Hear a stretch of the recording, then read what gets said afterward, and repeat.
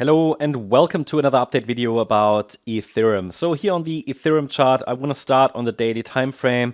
Just a few words to start with. Obviously, Ethereum remains a chart that is kind of lagging behind Bitcoin. We're still tracking regularly the ETH BTC chart. I showed it recently in a video. I'm not going to do it today because nothing changed, but Ethereum is still being outperformed by Bitcoin. That's one thing. So don't get too aggressive on Ethereum until I would at least find it's reasonable not to be too aggressively positioned until Ethereum finally shows some reversal signals on the ETH BTC chart, because that's still a very, very hot knife you're trying to catch there. And in addition to that, Ethereum is still holding, however, bull market support. Now, we're still holding above critical support levels for this bull market structure, which is the white count, okay? In the white scenario, I mentioned in previous videos again and again this area between $2,100 and $1,790. You see that here. This is a key support area, a Fibonacci support area, and the price now several times reacted here, a few times, yeah, to this support, to the 50% retracement. Can I rule out another low? No, but below 1790, we obviously will have a situation where we say this is too deep for a fourth wave correction, for a fourth wave pullback, even in a diagonal. While this is not an invalidation point, which makes this structure so challenging, it will lead to probabilities to shift, right? Probabilities will shift then. At that point, should we really get a break below that level, it will become more and more probable that we're actually, in a more bearish structure. And that could be, and I've highlighted on the chart, that could be the B wave, okay, that's the yellow count, which is a slightly different interpretation. See, I will not rule that out, but my stance is the short-term trend is down until we get clear reversal signals. Now, on a daily time frame, and we need to treat the daily chart from the short-term chart differently. Shorter time frame, we are in a short-term uptrend right now, but we need certain levels broken to confirm that also the daily is shifting back into an uptrend. Now, there are some levels on the shorter time frame that will give us a hint, but really from a daily chart point of view, it's that swing high that formed end of February, around $2,900, that needs to be broken.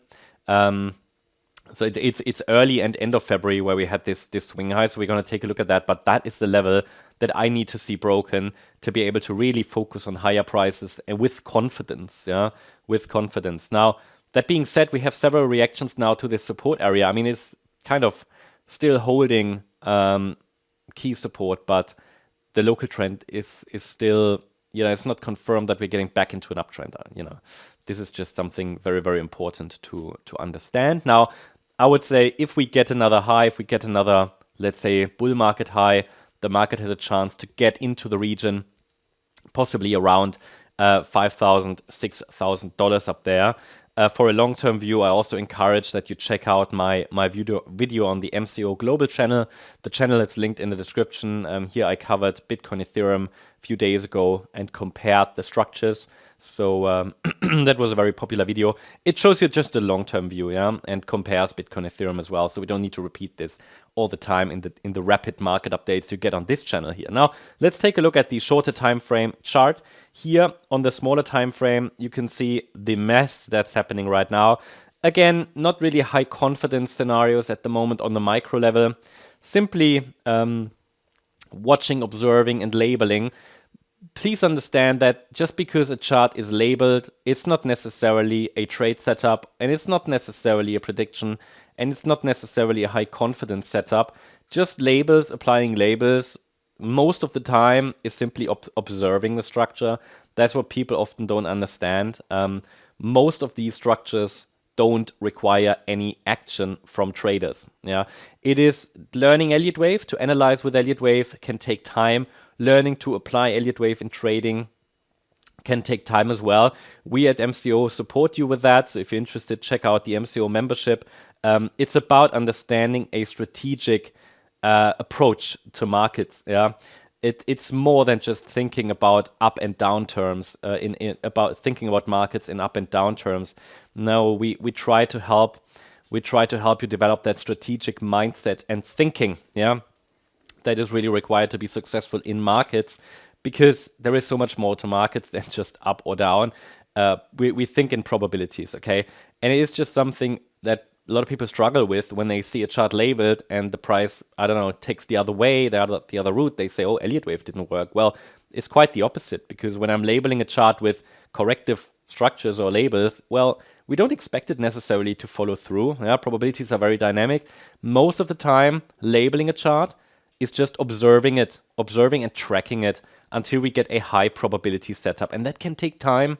That's why most of the time traders are actually waiting. They're just waiting. They're just observing. And that's what we do here.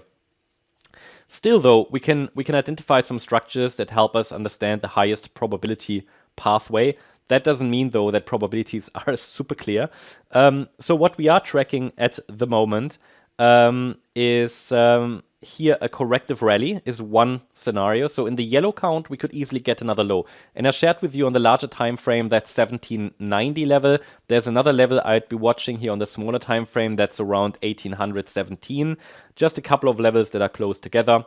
And we have potentially a 5-wave move down from the 3rd of March high, or 2nd of March high, 5 down. And I mean, this does start to look a bit choppy, but we're still grinding higher. So yesterday I mentioned that I'm focusing on higher against that last swing low here at 2165. So again, I'm just showing you in the short-term bearish count, this could be a B-wave rally, maybe then one more low. I cannot rule that out. Still a reasonable or plausible scenario to watch. And then if that low hits, yeah, and we hold, let's say above 1790, find support there, then the price might make another attempt to rally from there. At the moment, though, we are tracking a short-term uptrend here from the swing low that occurred on Tuesday. And there are a few parameters we need to be aware of. So on the shorter time frame, we can call that, even in the white count, potentially the beginning of a 5-wave structure. Not very clear, I'd say. Ethereum here highly depends on Bitcoin. If Bitcoin continues to move higher, Ethereum will likely follow this 5-wave structure. I don't call that high probability, but a break above the green signal line at 2,560, which is that Sunday high, will, let's say, solidify the white structure and make the white structure more probable, yeah, and basically just increase probabilities for the white structure, because the yellow B-wave rally would then be invalidated pretty much, okay? Now, if this is the white count, then we're tracking currently an internal third wave. So we have a wave 1, wave 2 was a running flat, and then the third wave should get to 2,520. Why? Because in the third wave, we want the price to reach the 138% Fibonacci extension. And then from there, we could watch for another fourth wave and a fifth wave. This is how we track this movement to the upside at the moment. The condition is, though, that we're holding above this red line at 2,160, because a break below it would invalidate this structure. And then we're likely going for another low, best I can tell. That's the update about Ethereum. Hope you liked the update. If you did, please hit the like button, leave a comment, and subscribe. And if you really like the content, then yeah, make sure that you follow us on Instagram, Twitter, and check out the MCO membership. Thank you very much. Bye-bye.